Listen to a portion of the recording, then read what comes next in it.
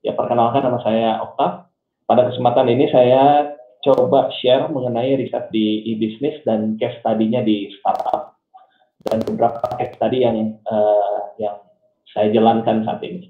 Ya, baik, kita coba mulai dari e-business, ya, di mana e-business ini menurut definisi dari CAPI 2009, yaitu segala bentuk pertukaran informasi secara elektronik, di mana beberapa stakeholder ini dalam suatu organisasi ataupun dari luar ini saling bertukar informasi dan juga menggunakan satu bisnis proses. Nah, di sini kita bisa membedakan antara e-business dan juga e-commerce. Nanti kita lihat di slide berikutnya. Kemudian key dari bisnis e-business ini diantaranya ada riset dan development, kemudian marketing, manufacturing, dan logistik. Nah, ini kita bisa melihat e-business ini lebih besar, ya, kalau kita bandingkan dengan e-commerce, di mana tidak hanya ada commerce saja, namun juga melibatkan kegiatan lainnya, misalkan seperti manufaktur, logistik, dan lain sebagainya. Oke, boleh next. Oke, kemudian kita coba melihat definisi dari e-commerce, di mana e-commerce ini adalah proses dari pembelian atau penjualan, marketing, dan layanan produk menggunakan suatu jaringan internet. Ini pengertian dari KOM 2006.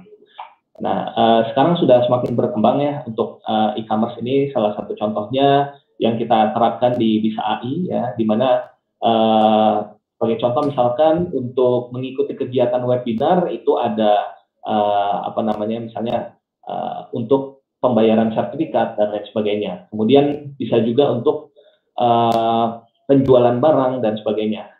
Oke, next. Ya, kalau kita lihat di sini e-business dan e-commerce. Kalau e-commerce itu adalah subset dari e-business, ya, di mana secara luas e-business meliputi diantaranya adalah e-commerce. Oke, ini mungkin definisi awal sebelum kita masuk ke risetnya. Oke, mungkin Bapak Ibu sudah mengetahui semua banyak proses di dalam e-business dan juga e-commerce. Ya, kita langsung masuk ke dalam riset di e-business. Di sini ada paper yang terbit di tahun 2017.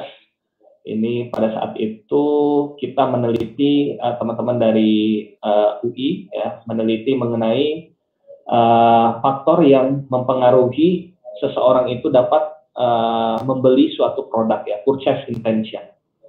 Nah, pada social commerce, jadi ketika itu kita meneliti social commerce, ya, yang bukan hanya e-commerce saja tapi social commerce. Sebagai contoh, misalkan saat ini yang paling populer adalah Instagram. Kemudian bisa juga kalau dulu mungkin forum jual beli Kaskus, ya, FJB Kaskus, itu juga termasuk dari social commerce. Nah, di sini kita meneliti dari social commerce tersebut, kira-kira faktor apa yang mempengaruhi seseorang dapat berkeinginan untuk membeli suatu produk.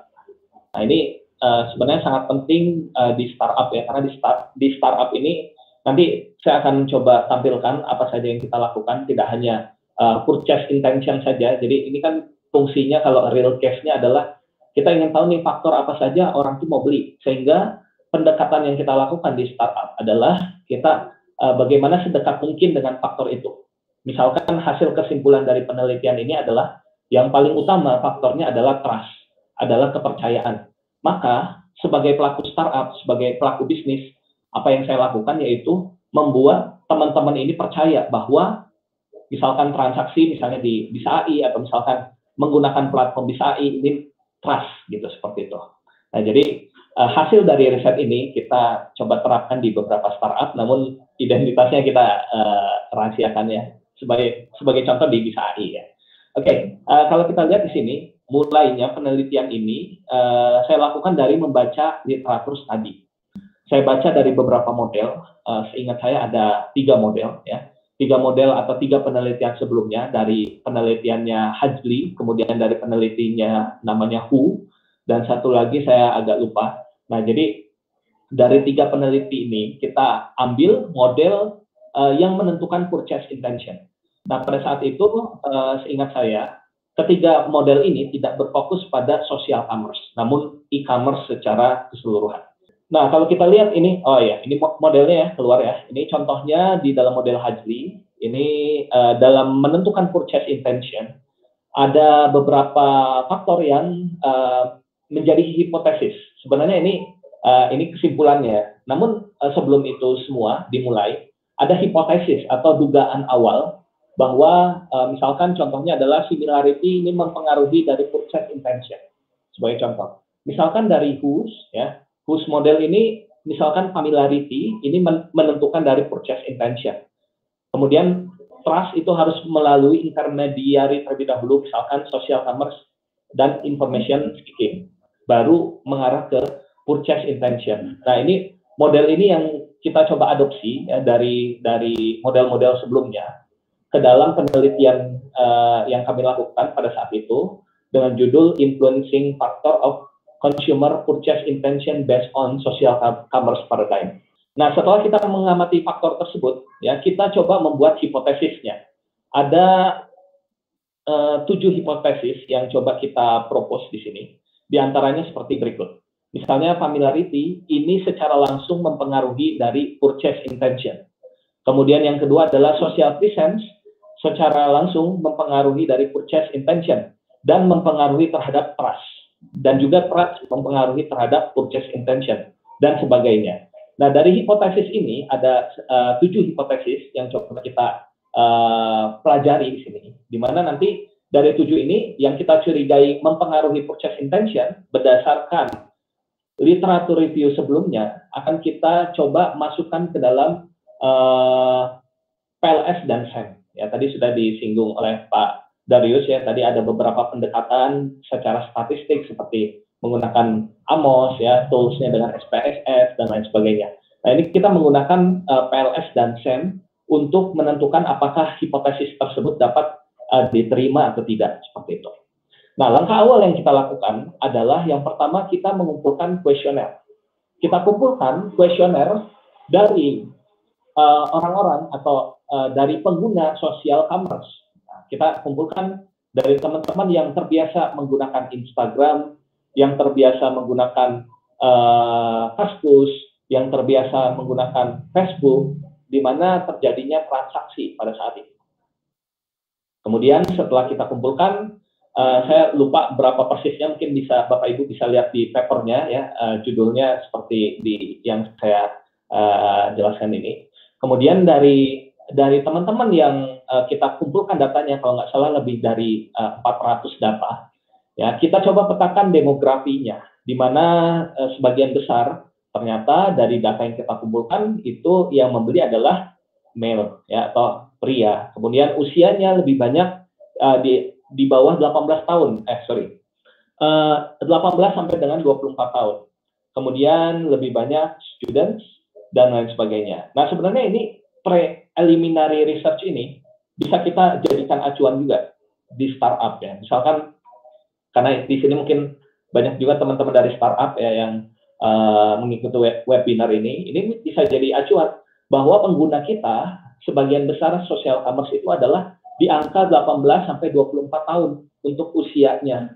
Sehingga ketika kita ingin memberikan suatu treatment, kita ingin memberikan marketing kepada teman-teman, misalnya contoh di BISAI, maka yang kita lakukan, kita hanya fokus pada segmentasi 18 sampai 24 tahun berdasarkan demografi yang telah dielaborasi dari kuesioner seperti itu. Kemudian misalkan ternyata ini lebih dominan student, maka pada saat saya menggunakan misalkan sebagai contoh, saya menggunakan promosi melalui Instagram, yang saya lakukan adalah saya hanya fokus pemasarannya terhadap students. Sementara yang lain-lain seperti misalkan government, kemudian teacher atau lecturer, itu kita berikan pendekatan dengan model lainnya, ya. Misalkan kita secara word to mouth ya dan lain-lain seperti itu. Nah, jadi informasi demografik ini sebenarnya bisa kita langsung manfaatkan seperti itu.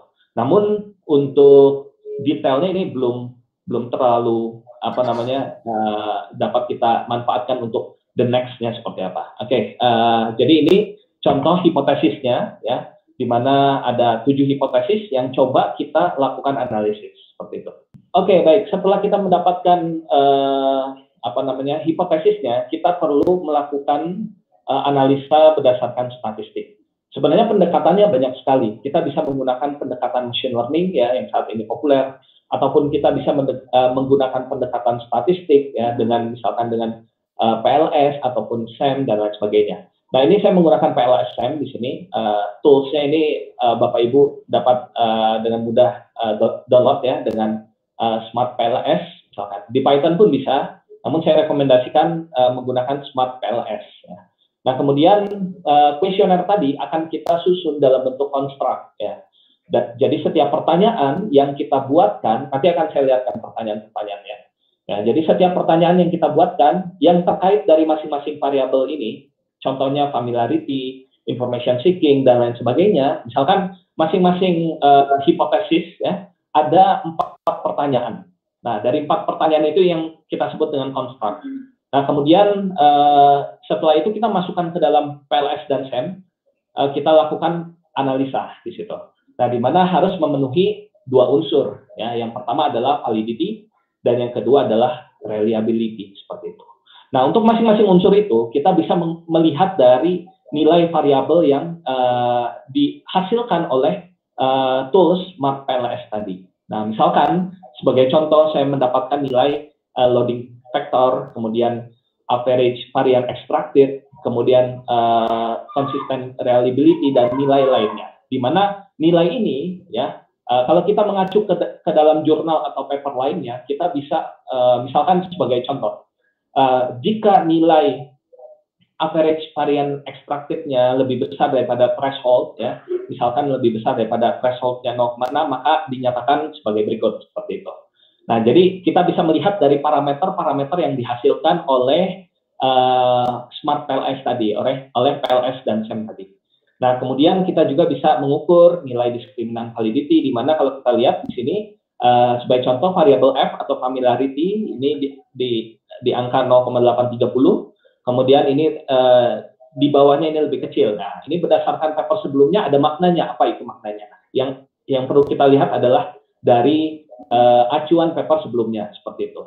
Nah, kalau kita lihat di sini, ya berdasarkan, intinya kita akan mencoba dalam beberapa signifikan level ya, misalkan 0,05, kemudian 0,01 ya, 0,1 dan lain sebagainya. Kemudian kita akan cocokkan dengan table T kita ya, kita bisa dapatkan langsung di internet berdasarkan jumlah sampel yang kita gunakan ya.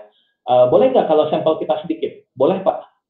Tapi kita harus menggunakan acuan yang lain. Misalkan table T kita misalkan menggunakan sampelnya sekian, nanti kita akan cocokkan dengan sampel tabelnya seperti itu. Nah, intinya dari penelitian yang kami lakukan ketika itu adalah di mana ada beberapa hipotesis yang kita bisa terima ya.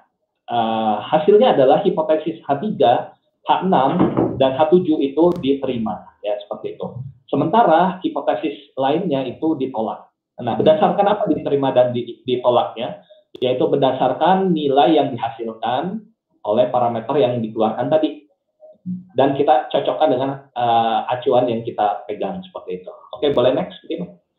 Nah, sehingga kesimpulannya di sini adalah ada 7 parameter yang coba kita teliti, dimulai dari trust, familiarity, information seeking, social present, dan lain sebagainya.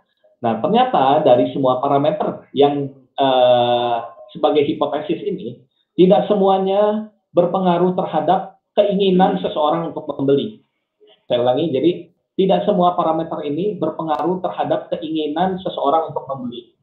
Ya, seperti itu. Jadi karena tidak semua parameter ini berpengaruh, sehingga kita lihat hasilnya adalah ternyata di sini ada banyak hasilnya. Misalkan yang di reject ini seperti familiarity, information seeking, perceived utilitarian value, kemudian social value, dan lain-lain, ini tidak berpengaruh. Nah, kita jabarkan kenapa dia tidak berpengaruh. Sebagai contoh misalkan seseorang sudah familiar dengan suatu produk, bukan berarti familiar itu harus membeli, punya keinginan untuk membeli, sehingga hipotesis ini di reject. seperti itu. Kemudian contoh lainnya misalkan, oh ini sangat bermanfaat nih value-nya gitu terhadap produk ini. Belum berarti seseorang tersebut membeli juga dan sebagainya. Nah, sebagai contoh misalkan parameter yang diterima adalah trust, kepercayaan.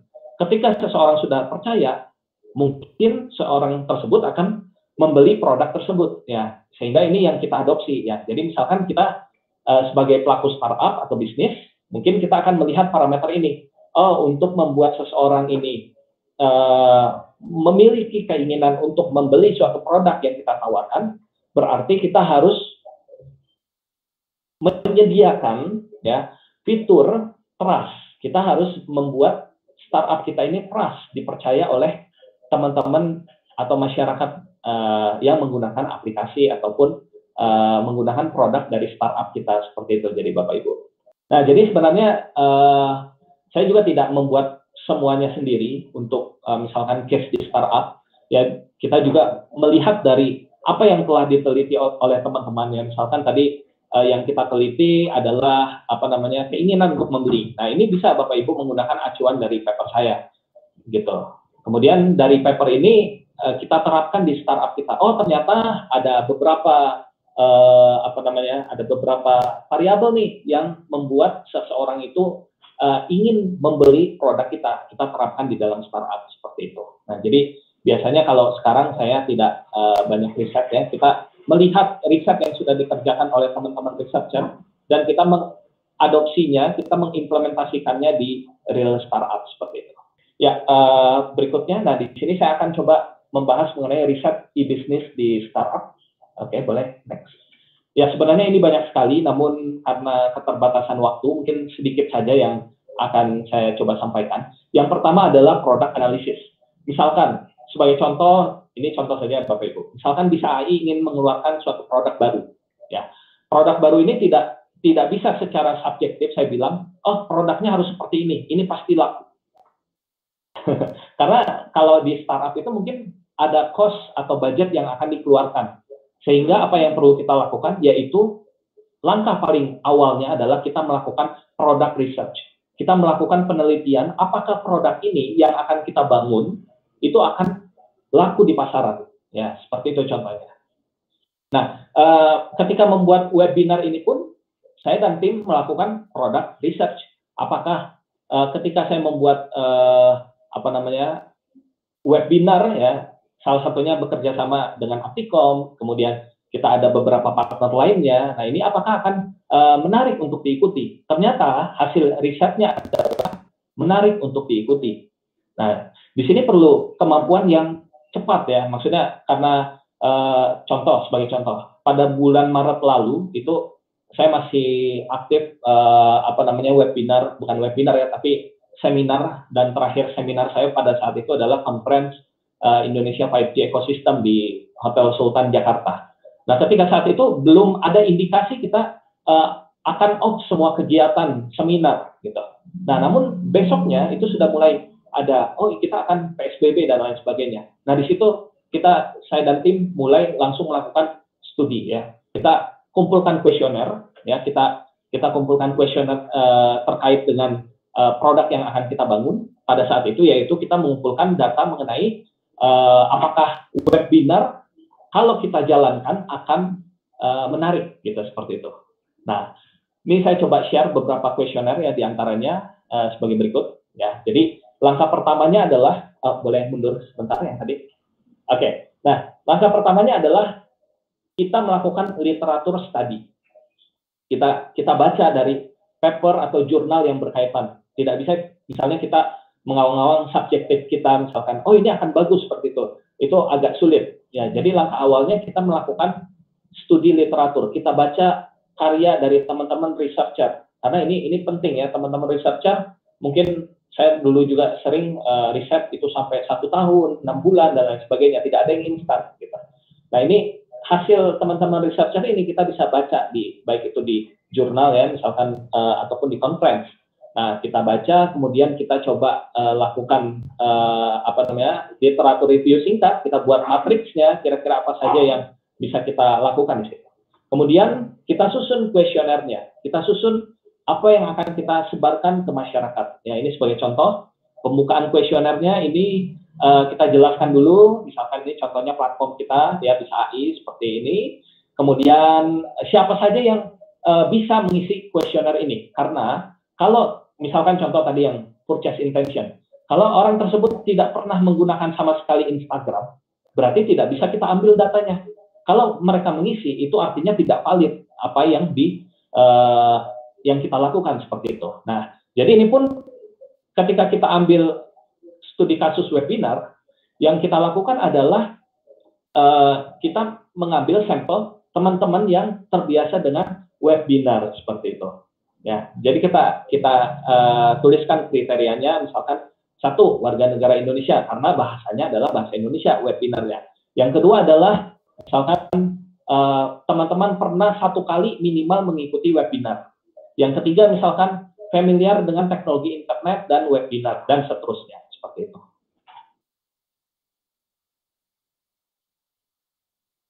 Oke, nah setelah kuesionernya kita kumpulkan, next, boleh. Nah, di sini kita harus buat ya, di sini apa namanya demografinya nanti akan kita lakukan preliminary research ya. Namun di sini kita harus membuat misalkan usianya berapa ya, kemudian pendidikan terakhir, next. Jumlah penggunaan apa namanya tadi webinar dalam 1 minggu atau misalkan dalam 1 bulan dan sebagainya, ini perlu kita ambil juga untuk demografi. Kemudian baru pertanyaan yang kita adopsi langsung dari jurnal ataupun paper yang berkaitan dengan penggunaan webinar. Jadi kita tidak bisa membuat pertanyaan ini kita buat sendiri gitu pertanyaannya. Ini biasanya tidak valid kalau kita buat sendiri.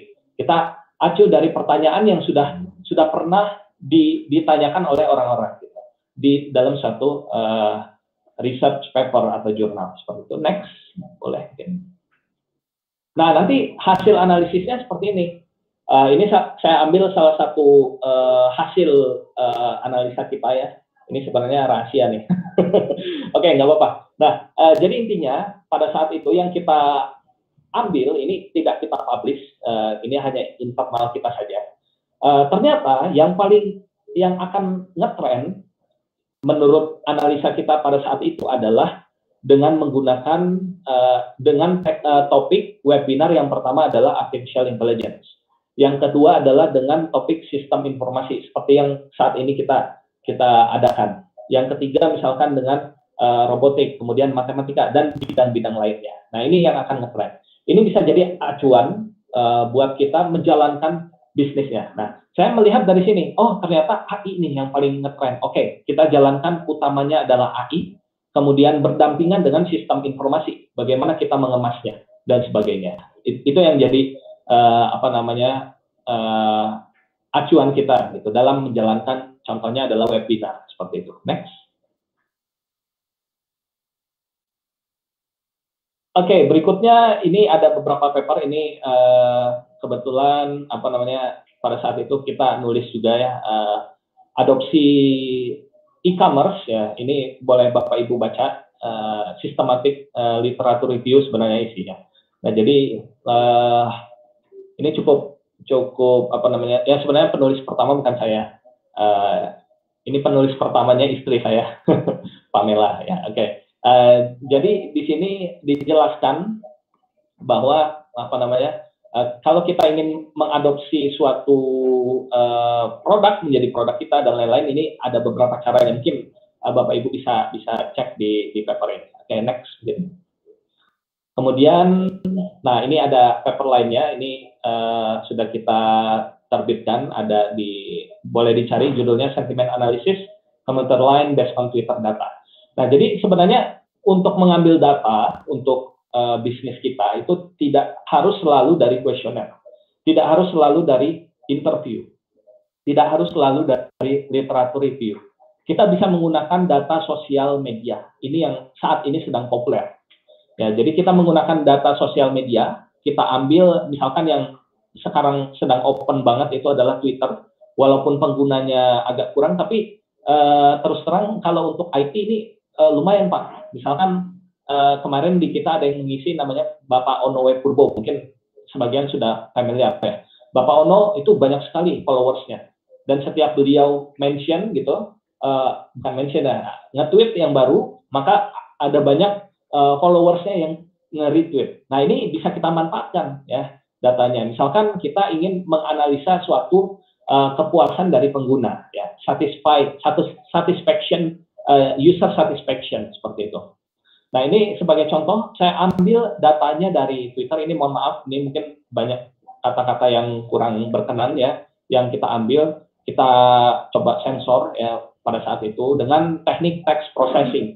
Jadi sebelum kita kita analisa, kita berikan dulu teknik text processing. Berarti ada campur tangan ranahnya computer science di sini. Kita misalkan ada satu paper ini menarik sekali untuk text processing karya dari Ibu Ika Alvina, bisa dicek ya, utilizing hashtags kalau nggak salah judulnya.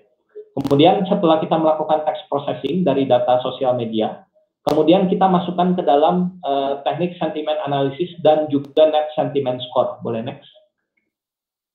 Nah, kemudian kita akan bisa mengeluarkan hasilnya. Nilai net sentiment score-nya seperti apa. Nah, ini hasil pada saat itu karena lumayan banyak negatif tweetnya, dan ini sebenarnya belum terlalu bagus ya hasilnya. Kenapa? Karena datanya masih sedikit. Ternyata sosial media Twitter ini belum banyak yang menggunakan, kebanyakan orang-orang IT mungkin yang menggunakan. Nah, sehingga ini akan kita kembangkan selanjutnya dengan menggunakan data lainnya, misalkan dengan Instagram. Nah, ini bisa kita adopsi pada bisnis kita. Misalkan kita ingin mengetahui kepuasan dari suatu produk kita, ya, user satisfaction dari produk kita. Misalkan contoh webinar Bisa AI, bagaimana menilainya? Nah, kita ambil dari teman-teman yang nge-tweet mengenai webinar Bisa AI dan juga Apicom, misalkan contoh seperti itu. Namun kan datanya masih sedikit, maka kita tidak bisa menggunakan. Kalau misalkan datanya sudah luas dipakai, sebagai contoh saya pernah baca papernya dari Bapak Indra Budi, ya. Beliau menganalisa mengenai kalau nggak salah Gojek dan juga Grab, ya, salah satu yang paling populer di Indonesia untuk transportasi online, ya, seperti itu. Nah, itu menggunakan data Twitter bisa dikumpulkan. Kenapa? Karena orang-orang yang nge-mention Gojek dan Grab itu banyak sekali gitu, se-Indonesia yang nge-mention gitu. Jadi bisa kita manfaatkan dengan data Twitter, kemudian kita lakukan proses sentiment analisis ditambah dengan net sentiment score, seperti itu. Dan kita bisa menilai hasilnya langsung, kira-kira puas atau tidak, ya. Misalnya kalau hasil net sentiment score-nya positif, itu artinya adalah user ini sudah puas dengan misalnya kedua moda transportasi tersebut. Contohnya seperti itu. Next. Oke, kemudian kita juga bisa melakukan dengan teknik riset ya di bisnis, kita bisa melakukan UX research. Nah, ini sebenarnya UI UX itu satu hal yang berbeda. UX tidak identik dengan desain, tapi UX ini bagaimana user ini dapat mendapatkan experience atau pengalaman dari menggunakan aplikasi kita. Tidak harus desain. Bahkan orang-orang research di UX itu ada juga yang tidak bisa desain gitu. Namun dia mengerti proses dari UX-nya. Sebagai contoh misalkan ya kita ambil aja di Bisa AI ya. Mungkin Bapak Ibu sudah coba bisa tampil ya. Mungkin yang pertama kali dari edisi pertama banget ya webinar Bisa AI dan Apicom sampai dengan edisi sekarang, bagi yang setiap pertemuannya itu hadir, mungkin akan merasakan ada perubahan di sana. Dimulai dari contohnya misalkan di awal itu posternya sangat besar gitu. Ternyata hasil analisa tim UX kita, oh ini kurang bagus kalau posternya besar gitu. Banyak keluhan, semua informasinya tidak terserap dengan baik karena terlalu besar posternya. Akhirnya yang edisi sekarang itu sudah kecil, ya, sudah sangat kecil. Itulah fungsi dari UX research. Yang pertama adalah menilai usefulness, menilai apakah ini berguna atau tidak. Yang kedua adalah usability, apakah dapat digunakan atau tidak. Yang ketiga dari sisi visualnya apakah baik atau tidak. Kemudian intention of use, intent dia atau intent itu adalah keinginan dia untuk menggunakan, ya. Kemudian product loyalty, apakah dia loyal terhadap apa namanya, misalkan bisa tampil dan lain sebagainya. Nah, ini kita nilai dengan teknik UX. Ya, ini salah satu bagian dari riset di e-business dan juga sistem informasi. Oke, next. Nah, jadi sebenarnya riset di e-business itu banyak sekali gitu. Saya tidak menguasai semua, tapi ada teman-teman dari Bisa AI di sini yang share. Ini bahannya saya kumpulkan dari teman-teman juga. Apa yang kita lakukan di sini. Jadi sebenarnya ini berawal dari riset yang teman-teman kerjakan di sebagai researcher, sebagai dosen, itu sangat bermanfaat sekali buat teman-teman yang pelaku bisnis dan juga UMKM dan di startup seperti itu. Oke, kemudian saya coba share mengenai penulisan riset di e-business. Oke, next. Oke, setelah kita melakukan pengumpulan data dan lain-lain ya, kita mulainya dari baca literatur, kemudian kita gali masalahnya apa, kemudian kita literatur review, kemudian kita ambil metodologi ya. Metodologi adalah langkah-langkah yang kita jalankan. Kemudian kita lakukan eksperimen, contohnya tadi pengumpulan data, kemudian kita analisa dengan PLS dan SEM dan lain sebagainya. Kemudian kita evaluasi ya. Evaluasi ini banyak sekali tekniknya evaluasi. Kalau di machine learning ada banyak, di sistem informasi juga ada banyak. Mungkin kita akan buat sesi terpisah untuk mungkin kita adakan bootcamp nanti mungkin ya Bapak Ibu ya, mengenai riset di e-business. Kemudian kita tulis, kemudian kita submit ke conference, kemudian kita revisi dan kita publikasikan. Seperti itu. Next. Nah, ini yang kita lakukan di Bisa AI ini mulai dari permasalahan sehari-hari. Ya. Contoh misalkan tadi, oke, mungkin ada beberapa informasi yang konfidensial. Ini saya ambil contoh dari beberapa paper yang sudah diterbitkan ketika saya studi juga ya, S2 dan S3. Nah, ini salah satu contohnya adalah influence factors of social media and gadget addiction of adolescent in Indonesia. Nah, ini saya apa namanya? Saya buat ketika dengan teman-teman di ITB, ya, kemudian yang pertama ini dengan teman-teman di UI. Nah, ini dimulai dari permasalahan yang sangat sederhana sekali. Jadi sebenarnya riset di e-business ini juga bisa menyebar juga ke ranahnya sosial ya, sosial bisnis ataupun ke arah riset di bidang sosial dan sebagainya. Seperti itu. Oke, next mungkin. Oke, ini sebagai contoh ada paper, namun ini tidak ke e-business ya, tapi ke arah sosial ya. Ini sebenarnya sama saja yang dilakukan. Kita menganalisa faktor apa saja yang ini contohnya adalah yang mengadiksi seseorang ini bermain gadget dan sosial media. Nah, ini sebenarnya bagi pelaku bisnis juga apa namanya, jadi salah satu keuntungan tersendiri mungkin ya bagi startup. Oh, ternyata yang menginfluence seseorang itu menggunakan sosial media, karena jualan kita melalui sosial media, maka kita mengikuti faktor-faktor ini gitu. Jadi sebaliknya dengan riset paper ini yang mengidentifikasi faktor agar orang tersebut tidak menggunakan sosial media seperti itu. Tapi bagi startup mungkin ini, oh ini ternyata faktornya ini nih, biar orang biar masyarakat itu menggunakan sosial media. Nah, ini kita adopsi seperti itu. Oke, next. Langsung saja ke kesimpulan, next lagi. Ini sudah dibahas tadi. Oke, next. Nah, sama ya, kita menentukan hipotesis seperti yang tadi. Kemudian kita susun metodologi. Oke, next lagi. Suara saya jelas ya, Bapak Ibu ya? Oke, kemudian kita tentukan demografi. Next. Dan kita lakukan diskusi di sini. Nah, hasil diskusinya ini kita implementasikan di startup atau di e-business seperti itu. Next.